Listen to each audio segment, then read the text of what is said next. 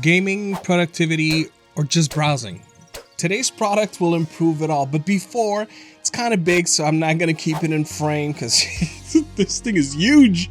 A lot of the things we do for entertainment, for work, or for whatever else on a daily basis is achieved through our phones. As precious as they can be, sometimes we want a bigger screen, and this is where the ARZOPA Z1FC comes into play. This 144Hz 1080p 16.1-inch IPS display can be used in multitudes of ways beyond our trusty handheld companions to maintain portability and flexibility while maintaining a no-compromise approach. Putting specs on screen, let's unbox this. You'll find the panel, a Type-C to Type-C full-featured cable, a USB-A to USB-C, a mini HDMI to HDMI, and lastly, the usual literature. For the main unit, at the front is the gloriously large portable screen, and the back is a kickstand which can be propped in and out for tabletop viewing. To the left side is your 4 buttons to navigate volume, brightness, inputs, and your on-screen display. Nothing goes on top, and under are anti-skid pads for improved stability. Ending IOs, you'll notice 1 speaker to the left, and same goes for the right side for stereo listening. It feels robust to a level I simply did not expect. Not that I thought it'd be bad, but when ARZOPA reached out and I studied this thing, I was baffled at the price point that it is. At 180 USD, which can often be found on sale of all things, it's extremely well built. Powering this unit can happen in one of 2 ways, and depending on the source of your power, performance may differ as well. The simplest way to power this thing is through a single Type-C to Type-C cable. Say we're talking about a USB-C iPhone, this will work. Of course, with this specific example,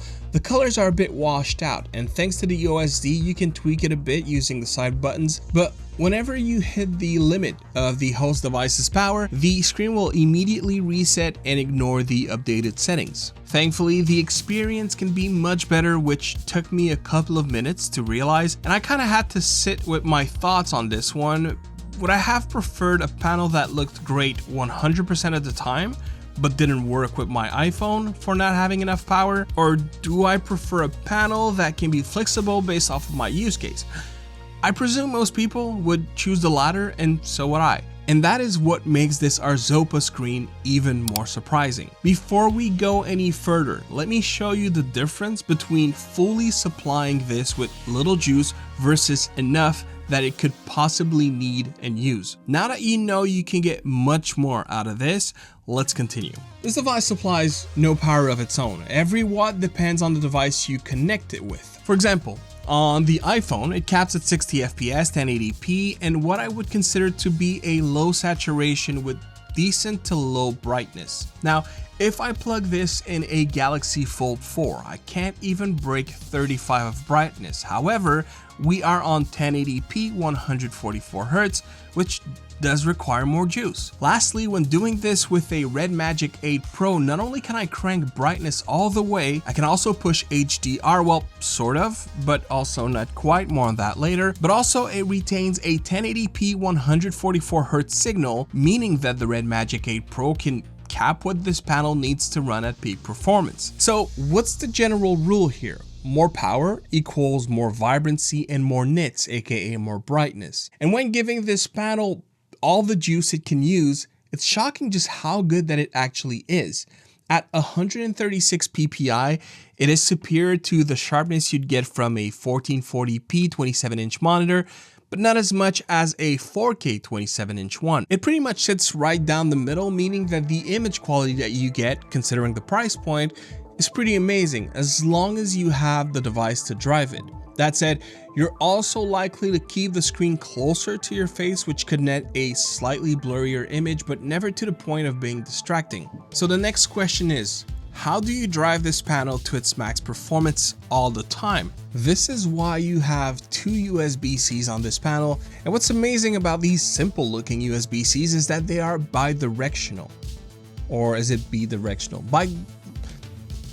They work both ways. They can both receive or deliver power. To put in context, you can use this power bank to supply power to your panel. On its own, it'll do nothing. Plug in your phone and 2 things will happen. Number 1 is the panel will get an independent amount of power to operate to its best capabilities.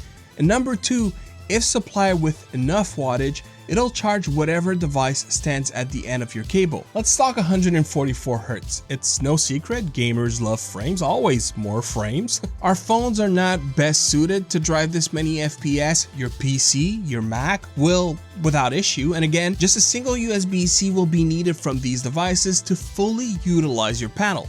So how about consoles? If we're talking handheld PCs, it'll work, though I should mention bidirectional charging might not. The panel can handle a huge power load, but as devices get stronger, this could change over time. Now I have the power going through the monitor.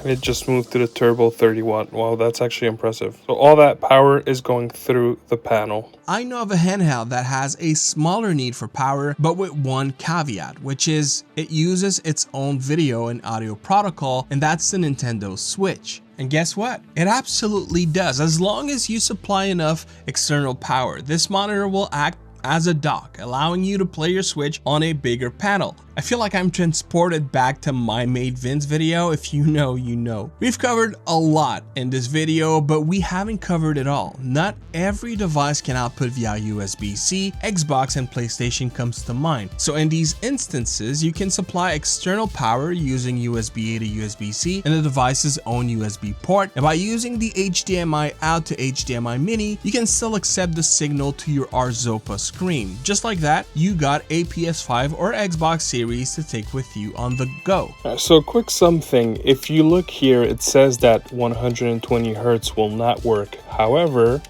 if you drop the color depth, because this is pushing too much data for the panel to handle, so if you drop it to 8-bit,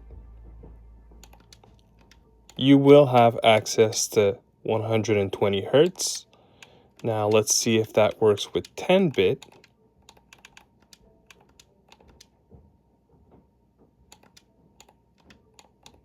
Yeah, so you can go up to 10-bit at 1080p 120 Hz.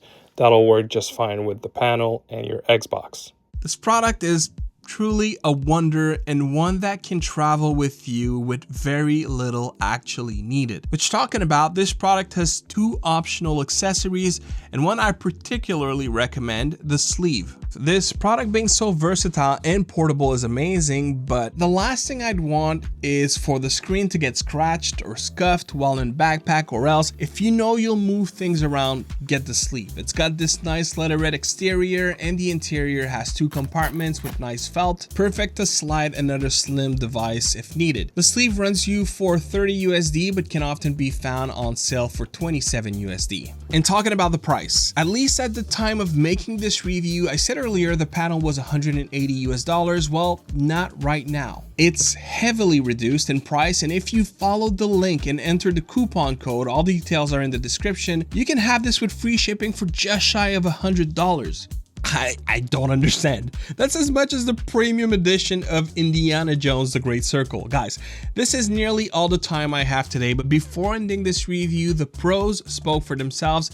But what about the cons? Number one is, though these panels bring you like 90% of the way, but make no mistakes, even with unlimited power at disposal, this is not a rival to a proper monitor that costs 4 or 5 times the price. The great thing with this one is paying 20% does not only get you 20% of the performance. My second con is the HDR that I mentioned earlier. It's not true HDR. It just overexposes the colors well past comfort. Just temper your expectations with that. Oh, and by the way, I didn't spend time talking about this, but if setting your panel scares you, not to worry, there are presets to adjust colors, warmth, and overall profile. My favorite to use is game. My last con is one that I think is also to be taken as per use case. The panel claims ultra wide viewing angles, and indeed the colors do not shift. This is quite impressive at this price point. However, there is just a bit of light bleed in the bottom right corner of my unit. As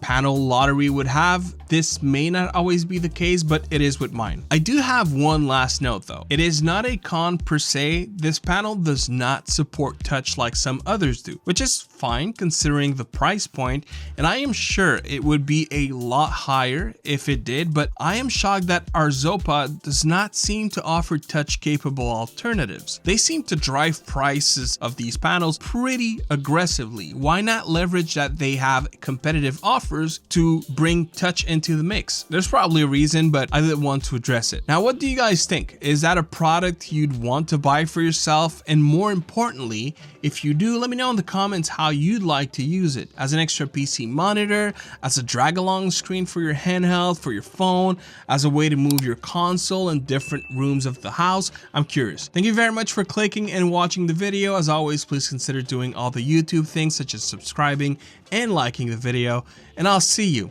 on the next one. Peace.